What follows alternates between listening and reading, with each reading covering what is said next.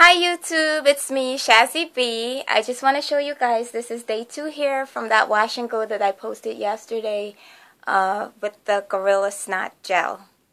It's holding up really nice and the shine factor is still there. So this segment is my first People Want to Know entry for my, channel. And this is the most common question I get. Not just on YouTube, but everywhere I go. Where are you from? I think everybody gets that question all the time. And, sometimes I play a game of like, guess where I'm from, which nobody can guess, right? But most of the time people ask me, are you Aborigine or are you African? And, I'm not Aborigine, but I love Aborigine people. I love especially Aborigine art. I think it's some of the most beautiful artwork on the planet. And when they ask me, are you African? I tell them, aren't we all? Because we're all out of the motherland. I did my ancestry search check, which I'll tell you guys about that in another video. But I did that, and I sent my friends to do it. No matter who does it, when they send you your results, they always bring you back to Ancestral Eve in the motherland. Okay? So whether you white, black, Indian, whatever you are, or identify yourself as, you're African. Okay? We're citizens of the world. So anyway, that's the popular thing. And I have a lot of encounters when I come to New York City with my African brothers and sisters from continental Africa, because people stop me and they start speaking to me in their language. And you know what, guys? I don't know my language in Africa because, I don't know who my people are. My great aunt, it's been passed on through our family that our family is Ashanti out of Ghana. But we don't know. But Ghanaians stop me a lot and they start speaking to me in their language, and, I can't respond, which I feel really bad because I wish I knew the language, that whenever people stop me to speak, because, there are so many different languages in Africa, but I can't respond, and, that's something that saddens me, actually, because, like the connection, to your past. I know a lot of my family history, but just that link to the motherland, so I feel like I'm missing that. But they stopped me, and my mom, she looks Ethiopian, so she gets it a lot with Ethiopian people. So we got different things going on here with our family. But when African people stop me and they start talking to me, it's like really cool, because I'm like, yeah, they identify with me, And sometimes they say, well, when I say, okay, I can't answer you because I don't know the language, then they'll tell me, but where are you from? Where are you from? And then I say, but look at this man asking me, where are you from? You mean to tell me you don't know where I'm from? So that's my response sometimes.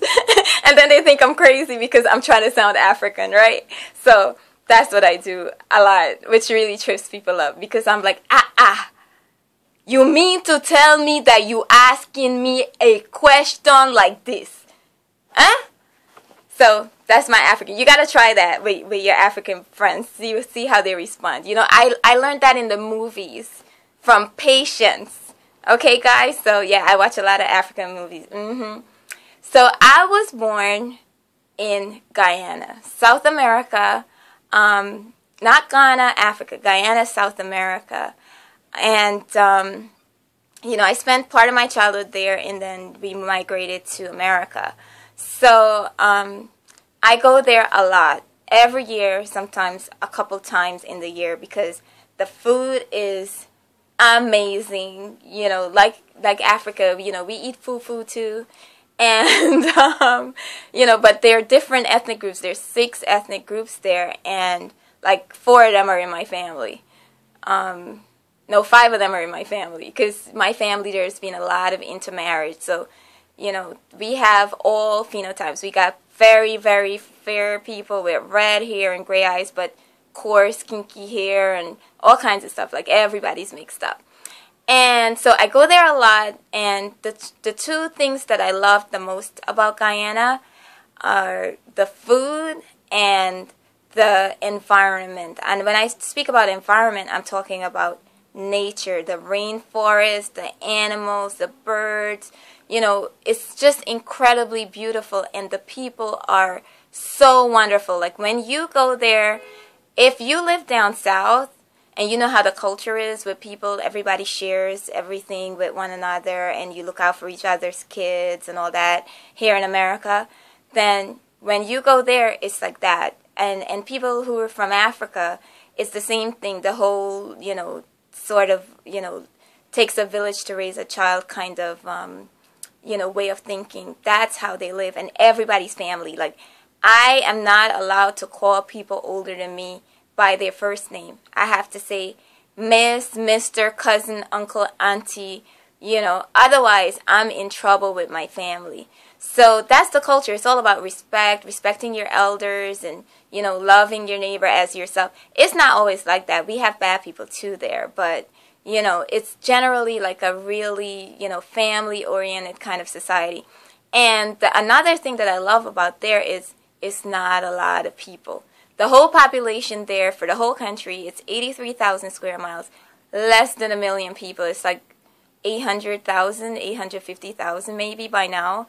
But there are more of us living outside of the country than in the country because, you know, we are like nomads. You know, I think most people in Guyana, their ancestors are not originally from there. And I'm not talking about just, you know, as a result of people coming there through slavery or being indentured servants.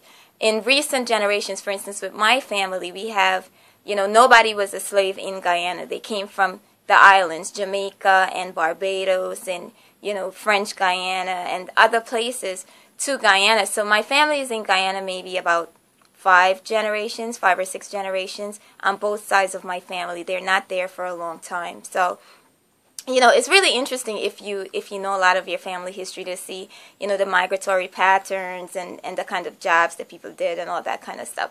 But I'll make another video for that. But that's where I'm from, and I love it there. And, you know, there are a couple other vloggers on YouTube who are from there, like Shorty Too Sweet 59. She's Guyanese, and she's Indian and black like my mom is. And PG Nisi, I'm not sure if she was born there or if she was born in Canada, but she said on one side of her family she's Guyanese, so one of her parents is from there.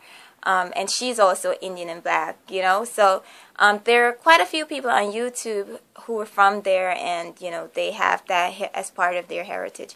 But, you know, regardless of how long my family's there, I love it there, and I enjoy going back. And, you know, if you want to go see the rainforest, make a trip down there. It's not a party town now. It's not like all lights, camera, action, like, you know, New York City or Las Vegas or, you know, going to Honolulu or something like that.